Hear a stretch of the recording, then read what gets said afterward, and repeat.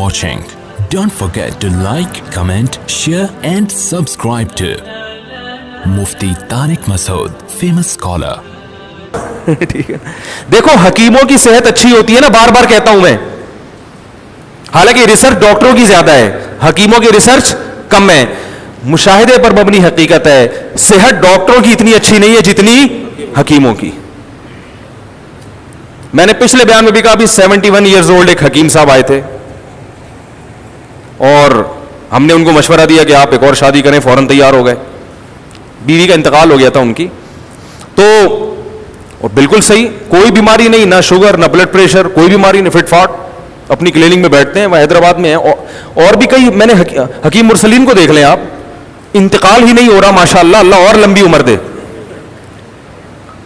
मेरी वालदा बचपन में मुझे ले जाया करती थी, 90s की बात है या 80s की, मुझे उस वक्त पैदा हुए ज्यादा दिन नहीं हुए थे। जब मेरी वालदा मुझे उनके पास लेके जाती थी तो वो बूढ़े थे उस वक्त।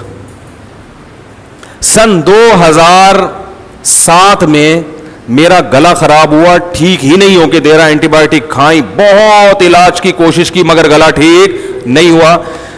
हकीम मुरसलीन के पास में इसलिए नहीं गया, मैंने कहा उनका तो इंतकाल हो चुका होगा, क्योंकि जब उस दौर में मेरी वालदा ले जाती थी वो बूढ़े थे, तो अब कहां बचे होंगे। हमने सोचा कि छोड़ो, मुझे पता है हकीम बहुत अच्छे हैं वो, लेकिन अब क्या, छोड़ो यार।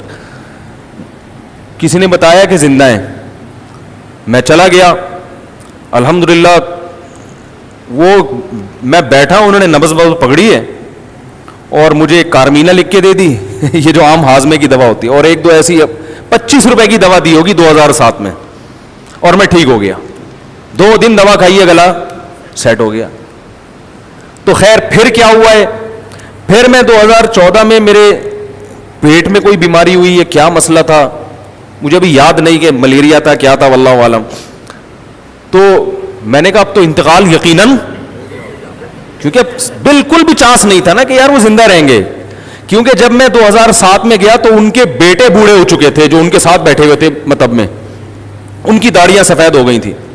2014 में मैं जब उनके पास गया तो भाई ये भी दीन से ताल्लुक है इन बातों का, हमारी सेहत का भी तो शरीयत ने कितना, नबी सल्लल्लाहु अलैहि वसल्लम ने तो नुस्खे बताए ना सेहत के। तो मैं अगर कोई बात जानता हूं शेयर कर लूं तो मेरा ख्याल है कोई बुरी चीज नहीं है, ये फायदा ही होगा इंशाल्लाह। तो मैं उनके पास 2014 में गया, मेरा ख्याल था इन्ना लिल्लाहि व इन्ना इलैहि राजिऊन हो चुका है, लेकिन गया तो जिंदा माशाल्लाह। फिर क्या हुआ है कि फिर मैं गया हूं 2000 पिछले साल या अभी चंद महीने पहले, मैं जब उम्रे पे गया था तो वहां गला खराब हुआ, एंटीबायोटिक खाई है, पेट ऐसा खराब हुआ है कि सही होने का नाम ही नहीं ले रहा था। इतना इलाज कराया, इतना पैसा खर्च हुआ। इधर आके एक बहुत बड़े स्पेशलिस्ट हैं पेट के, बड़े मशहूर हैं डॉक्टर, हिंदू डॉक्टर है लेकिन बहुत मशहूर आदमी है वो, यहां बैठते हैं करीब में ही, उनके बारे में मशहूर है, जिस पेट के बहुत बड़े स्पेशलिस्ट। गया हूं, इतना सा भी फायदा नहीं हुआ, रत्ती बराबर भी।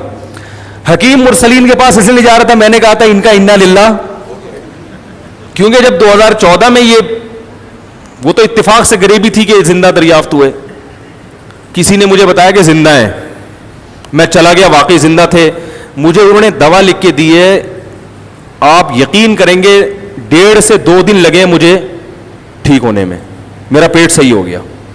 हालांकि मैं बड़े बड़े डॉक्टरों को दिखा चुका था, पहले आम जनरल फिजिशियन को दिखाया, जब कहीं ठीक नहीं हुआ तो फिर गया स्पेशलिस्ट के पास, फिर भी ठीक नहीं हुआ। वो हकीम साहब ने दवा भी पता नहीं क्या है, हल्के से चूरन चटनी, कोई ज्यादा कोई महंगी दवा भी नहीं थी। उन्होंने मुझे कहा 1 हफ्ता खानी है, मैंने 2 हफ्ते खाई और ठीक हो गया। उसके बाद में वो दवा खाना भी भूल गया, मुझे याद ही नहीं, क्योंकि आपने ठीक हो जाता तो भूल जाता है। तो फिर क्या हुआ है कि जब मैं चंद महीने पहले क्लिनिक से बाहर, उनकी मतब से बाहर निकल के आया, मैं कहीं जा रहा हूं, वापस घर आ रहा, तो एक साहब रास्ते में मिले। उन्होंने कहा यार कोई अच्छा हकीम बताओ। मैंने कहा हकीम मुरसलीन है। कह रहे उनका तो इंतकाल हो गया, बहुत अरसा हुआ। मैंने कहा सब दुनिया में यही समझ रहे हैं मैंने कहा सब यही समझ रहे हैं। मैंने कहा अभी हुआ नहीं है, जाओ। ये एक हकीम, लियारी में एक हकीम थे, लियारी में, भाई वो मैं मैट्रिक में होऊंगा शायद उस वक्त, तो बड़ी शोहरत थी उनकी। तो मुझे वो नज़ले की प्रॉब्लम थी। मैं जब उनके पास गया तो अक्सर मेरी वालदा भी वहीं जाया करती थी, तो मैंने देखा वो 90-95 साल उनकी उम्र खड़े खड़े मरीजों का इलाज कर रहे हैं यार, नब्ज चेक कर रहे हैं। मैंने कहा यार इतनी देर आज जवान आदमी नहीं खड़ा हो सकता है, ये खड़े खड़े क्या कर रहे हैं। तो मेडिकल साइंस की रिसर्च यकीनन ज्यादा है, लेकिन नेचुरल लाइफ किसकी होती है? नेचर के करीब कौन होता है? हकीम। तो मैं मकसद मेडिकल साइंस की मुखालफत नहीं है, बड़ी बीमारियों में तो डॉक्टर ही इलाज करते हैं, कोई हड्डी टूट जाए तो फिर हकीम साहब एल्फी से तो जोड़ देंगे वैसे नहीं जोड़ सकते वो, ठीक है ना। और बड़े जो खुदा न खास्ता किसी को अटैक हो गया तो फौरन उसको लेकर जाएं कहीं डॉक्टर के पास, ऐसा ना हकीम मुरसलीन के पास लेके जा रहे हो, तो वो तो हकीम मुरसलीन भी कहेगा भाई इसको तो डॉक्टर फौरन एडमिट कराओ, कोई ऐसी खतरनाक एक्सीडेंट हो गया, कोई बड़ी बीमारी। लेकिन मेरा मकसद यहां बयान करने का डॉक्टरों की अहमियत को कम करना नहीं है, नेचर की अहमियत को बयान करना है। क्योंकि हकीम लोगों की दवाएं केमिकल से पाक होती हैं, जो सही हकीम है, जड़ी बूटियां हैं, यानी वो फितरत के ज्यादा करीब हैं, इसलिए उनके साइड इफेक्ट बोलो भाई कम है। फिर वो रात को जल्दी सोते हैं, सुबह जल्दी। डॉक्टर साहब रात को 4 बजे तो क्लिनिक बंद करके आ रहे होते हैं, और आते भी कैसे हैं, कुत्ते उनको घर छोड़कर आते हैं। वो एक हमारे दोस्त थे, वो इसी तरह आया करते थे, डॉक्टर थे, तो पूरी रात रास्ते में कुत्ते भौंक रहे होते थे उनके पीछे, इतनी लेट नाइट आते थे। फिर सुबह फिर सिगरेट भी पी रहे होते हैं बहुत से डॉक्टर।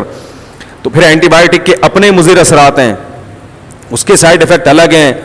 तो इसलिए नेचुरल जो नेचर है, सुबह सुबह उठ के वर्जिश करो, प्यास लग रही है तो पानी पियो, भूख लग रही है तो खाना खाओ। हमारे नबी सल्लल्लाहु अलैहि वसल्लम, बल्कि कुरान ने सेहत का ऐसा बेहतरीन नुस्खा बयान किया, कुलू वशरबू वला तुसरिफू, खाओ पियो, हद से तजावुज मत करो, एतदाल से खाओ, एतदाल से पियो।